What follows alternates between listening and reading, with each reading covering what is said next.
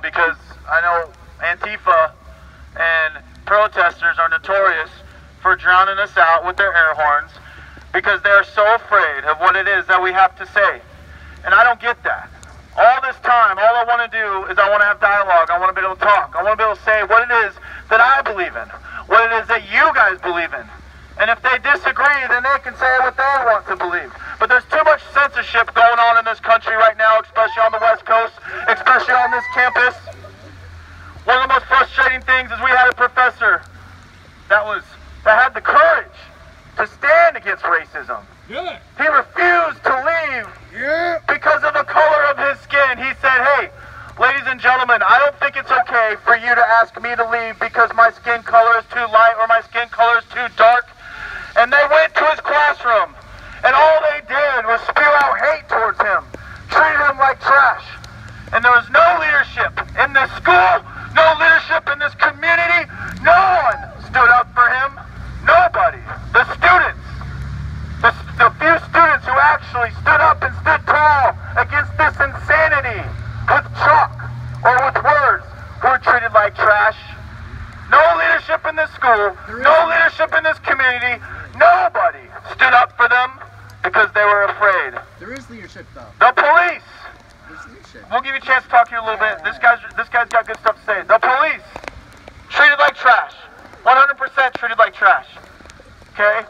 They get lied about. We have video evidence of the students specifically lying about what the police did. They're trying to make them sound like they're a bunch of Nazi racists who want to beat up minorities, and that is not true.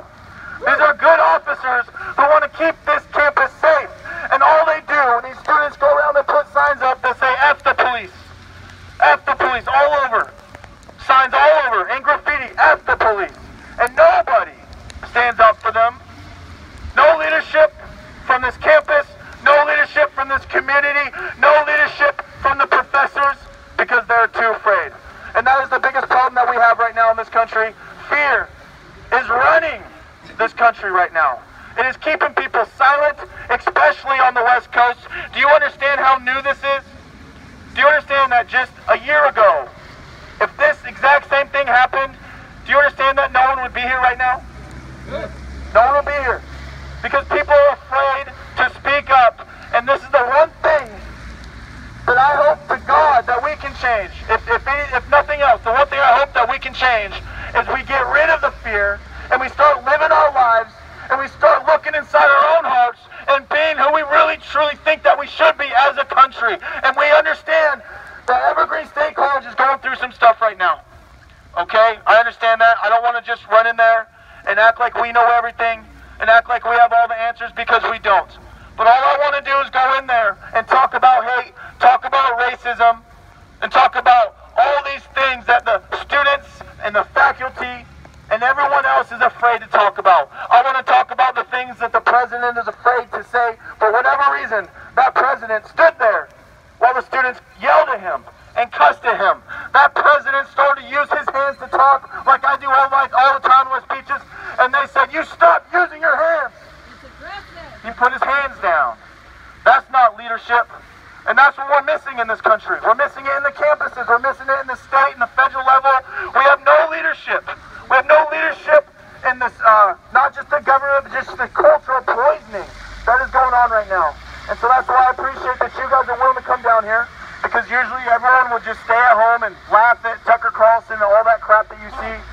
But you guys are willing to come out here and to make a stance. Now, one reason why I am here, and I believe a lot of you guys are here, one main thing, and I talk about this all the time, so I'm sorry if it gets old.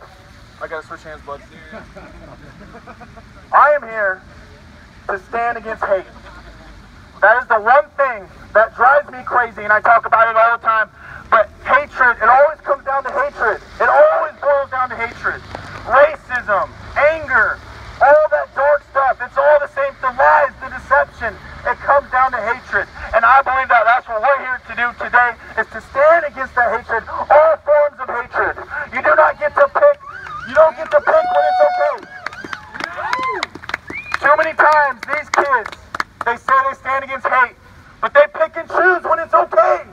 They say it's okay to be hateful this time or that time. No, it is wrong to be hateful 100% 100% of the time. And that's what we're here for. If we're going to stand against hate, though, we got to go in there, and we can't preach hate. We cannot be hateful. We have to be good people. We have to, everything that comes out of our mouth has to be with the motivation to preach love and to be good people, because we got to go back to our morals, ladies and gentlemen. I don't care if you're an atheist. That's okay. I don't care if you're Christian, a Muslim, I don't care who you are, what you believe in. We still have to go back to those basic morals of just having respect for other people, being respectful to other humans. Do you guys understand what I'm saying? Yeah. So three things, okay? One of the most upsetting things about this is the fact that a lot of these kids, and hey, we have a student right here, and he wanted to make sure that I knew. Said, Joey, you got to understand that these kids don't represent the whole school. And he's right, I understand that, okay? They don't. And that's what we have to understand. These social justice warriors, they don't represent the public, they don't represent our country, and they sure as hell don't represent this campus. But the problem is they're so freaking loud, and they try to intimidate everybody, and everybody else keeps their mouths shut. And that stops. We have to go in there and encourage the students, the professors, everyone here needs to stand up. It can't come from us. All we can do is come in here and encourage them. But in the end, if there's going to be change in this school, it's got to come from within. The students need to speak up. They need to stand up and stand against these social justice warriors. The professors need to stand against them, and they need to act like leaders. One of the things, this professor literally by the definition, stood against racism. He literally stood against racism, and all these students barged in there and yelled at him. They cussed at him, and you know what they did? There was a professor that had the courage to stand tall, and these students, who I remind you don't represent the whole campus, these students demanded that he get fired. These students are trying to fight racism. They tried to fire the one professor who actually took a stance against racism. And like I said before, we need to be against racism 100% of the time. Okay? I'm making a call. I'm saying white people be respectful to black people. Black people be respectful to white people. Brown people be respectful to white. Brown be respectful to black. Humans be respectful to all humans. Yeah. You guys understand? Yeah.